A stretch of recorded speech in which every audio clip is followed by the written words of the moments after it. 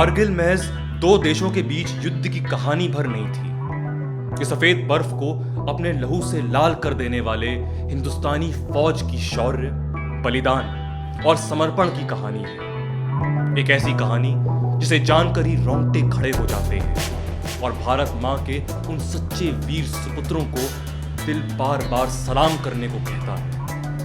विपरीत परिस्थितियों में भारतीय सैनिकों ने हिम्मत नहीं हारी और पाकिस्तान सेना को खदेड़कर मां भारती के ललाट पर विजय का रक्त चंदन लगाया। आइए जानते हैं उस ऑपरेशन विजय के बारे में, जिसे सफल बनाकर पूरे विश्व में देश के सैनिकों ने भारत का सिर ऊंचा कर दिया। पाकिस्तान ने इस युद्ध की शुरुआत 3 मई 1999 को ही कर दी थी, जब उसने कारगिल की ऊंची पहाड़ियों पर 5000 सैनिकों के साथ घुसपैठ कर कब्जा जमा लिया था।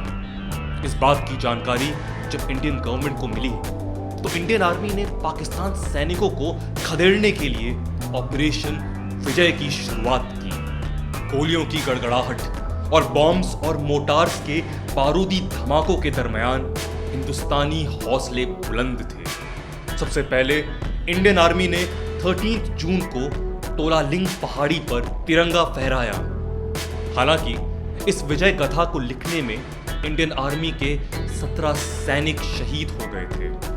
देश की रक्षा के लिए आर्मी के साथ साथ इंडियन एयरफोर्स भी आगे आई। 26 मई को इंडियन एयरफोर्स ने ऑपरेशन सफेद सागर लॉन्च किया। कई एयरफोर्स के एयरक्राफ्ट्स ने उड़ानें भरी और घायल जवानों को युद्ध क्षेत्र से अस्पताल तक लाने का कार्य किया। इंडियन आर्मी और इंडियन एयरफोर्स के साथ मां भारती की रक्षा के लिए इंडियन नेवी ने भी ऑपरेशन तलवार के तहत अपने वॉरशिप्स को अरेबियन सी में तैनात करके पाकिस्तान पर दबाव बनाया। इंडियन एयरफोर्स ने पाकिस्तान के खिलाफ मिग-27 और मिग-29 का इस्तेमाल किया। मिग-29 की मदद से पाकिस्तान के कई ठिकानों पर R-77 मिसाइल से हमला किया गया। इसके अलावा मिराज 2000 जेट्स का प्रयोग कर दुश्मनों के ठिकानों पर लेजर गाइडेड बॉम्ब्स गिराए गए। इसके बाद एक अन्य चोटी टाइगर हिल से दुश्मन को मार भगाने की जिम्मेदारी 18 ग्रेनेडियर्स को दी गई। ग्रेनेडियर्स के पूर्वी और पश्चिमी तरफ से आगे बढ़ने का फैसला किया। ये देखकर दुश्मन चकरा गया और उसने 3 जुलाई को टाइगर हिल को भी खाली कर दिया। टाइगर हिल समुद्र तल से 5062 मीटर की ऊंचाई पर स्थित है। यह युद्ध कोई आम युद्ध नहीं था।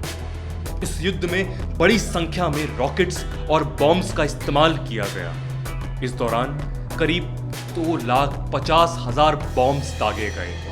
वहीं 5,000 बॉम्ब्स फायर करने के लिए 300 से ज्यादा मोटार्स, टैंक्स और रॉकेट्स का इस्तेमाल किया गया।